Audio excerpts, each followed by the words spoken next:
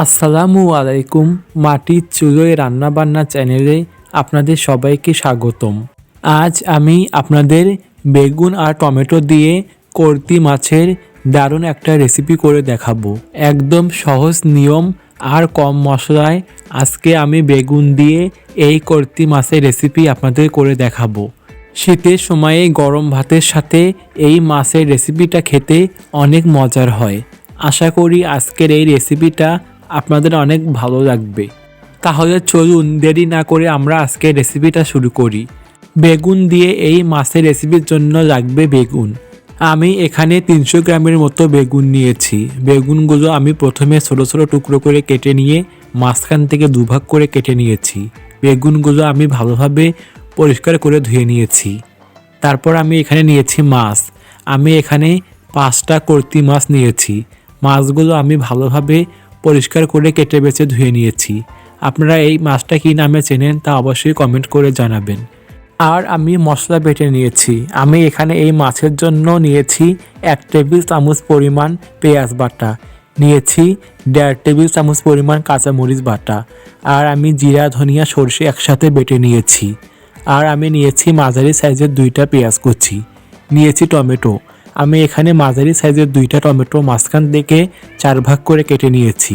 এবার আমি মাছে দিয়ে দিব লবণ আর হলুদ। আমি এখানে মাছের মধ্যে 1 চা চামচ পরিমাণ লবণ দিয়েছি আর দিয়েছি 1/2 চা চামচ পরিমাণ হলুদের গুঁড়া। তারপর আমি মাছগুলো ভালোভাবে লবণ হলুদের সাথে মেখে নিব। মাছগুলো ভালোভাবে মেখে নেওয়ার পর এবার আমি একটা প্যান চুলায় বসিয়ে দিব। তারপর আমি প্যানটি ভালোভাবে গরম করে নিয়ে প্যানের মধ্যে দিয়ে দিব 1/2 টেবিল চামচ পরিমাণ সয়াবিন তেল। অবশ্যই তেলটা ভালোভাবে গরম করে নিতে হবে, তা না হলে মাছগুলো আটকে যাবে। যখন দেখবেন যে তেলটা ভালোভাবে গরম হয়েছে তখন এর মধ্যে মাছগুলো দিয়ে দিতে হবে। এবার মাছগুলো এক পিঠ হয়ে আসলে আমি আর এক পিঠ উল্টে দেব।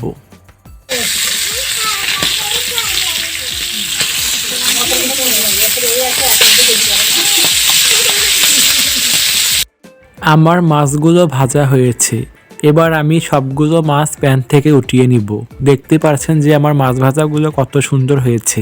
এবার আমি তরকারি রান্নার জন্য চুলায় আবার একটি কড়াই বসিয়ে দিব। তারপর আমি কড়াইয়ে দিয়ে দিব 1 টেবিল চামচ পরিমাণ সয়াবিন তেল।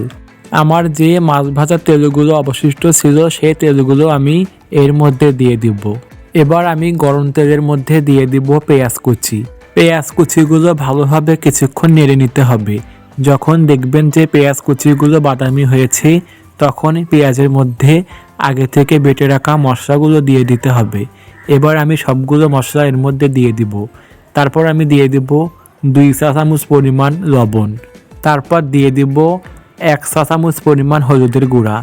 এবার আমি মশলাগুলো কিছুক্ষণ নেড়ে নিব। কিছুক্ষণ নেড়ে আমি মশলা কষানোর জন্য দিয়ে দিব 1/2 কাপ পরিমাণ মশলা ধোয়া পানি। তারপর আমি মশলাগুলো আবারও কিছুক্ষণ ভালোভাবে নেড়ে নেব। মশলাগুলো কিছুক্ষণ ভালোভাবে নেড়ে নিয়ে যখন দেখবেন যে মশলাগুলো কষানো হয়েছে তখন এই কষানো মশলার মধ্যে দিয়ে দিতে হবে আগে থেকে কেটে রাখা বেগুন। এবার আমি সবগুলো বেগুন এর মধ্যে দিয়ে মশলার সাথে ভালোভাবে কিছুক্ষণ নেড়ে নেব। কিছুক্ষণ নেড়ে আমি ঢাকনা দিয়ে ঢেকে দেব। ঢাকনা দিয়ে 7 থেকে 8 মিনিটের মতো আমি বেগুনগুলো ভালোভাবে কষিয়ে নেব। এর মাঝে 2 থেকে 3 বার বেগুনগুলো নেড়ে নিতে হবে যাতে বেগুনগুলো পুড়ে না যায়। আমি 7 থেকে 8 মিনিটের মতো ঢাকনা দিয়ে ঢেকে বেগুনগুলো ভালোভাবে কষিয়ে নিয়েছি। যখন দেখবেন যে বেগুনগুলো সিদ্ধ হয়েছে, ভালোভাবে গলে গিয়েছে, তখন এর মধ্যে ঝোল দিয়ে দিতে হবে। ঝোলের জন্য আমি এখানে 2 কাপ পরিমাণ পানি দিয়ে দিয়েছি। তারপর ঝোল দেওয়া হয়ে গেলে টমেটোগুলো দিয়ে দিতে হবে। টমেটোগুলো দিয়ে আমি আবারও কিছুক্ষণ নেড়ে ঢাকনা দিয়ে তরকারিটা রান্না করার জন্য ঢেকে দেব। 10 থেকে 15 মিনিটের মতো আমি ঢাকনা দিয়ে তরকারিগুলো ভালোভাবে রান্না করে নিব। এ সময় চুলার আঁচটা বাড়িয়ে দিতে হবে, তাহলে খুব সহজেই তরকারিটা হয়ে যাবে। যখন দেখবেন যে তরকারির মধ্যে ভালোভাবে বলক উঠে গেছে তখন এর মধ্যে দিয়ে দিতে হবে মাছ। মাছগুলো দেওয়া হয়ে গেলে এবার আমি তরকারিটা নামানোর কয়েক মিনিট আগে দিয়ে দিব ধনেপাতা। আমি এবার ধনেপাতা কুচি দিয়ে আবারও 2 থেকে 3 মিনিটের জন্য ঢাকনা দিয়ে ঢেকে দেব। 2 থেকে 3 মিনিট পর আমি ঢাকনাটি উঠিয়ে নিয়ে তরকারিগুলো কিছুক্ষণ নেড়ে নিব। আমার তরকারি রান্নাগুলো হয়েছে। এবার আমি চুলা থেকে তরকারি কড়াইটা নামিয়ে নিব। এবার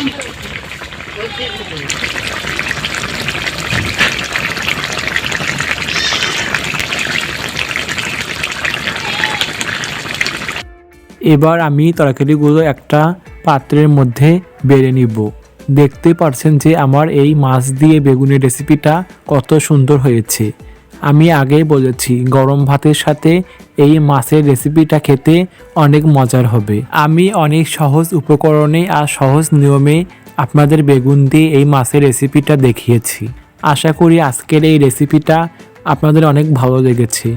এরকম সহজ সহজ মজার আর নতুন নতুন রেসিপি পেতে দয়া করে আমার এই মাটির চুলোয় রান্নাবান্না চ্যানেলটি সাবস্ক্রাইব করে পাশেই থাকবেন।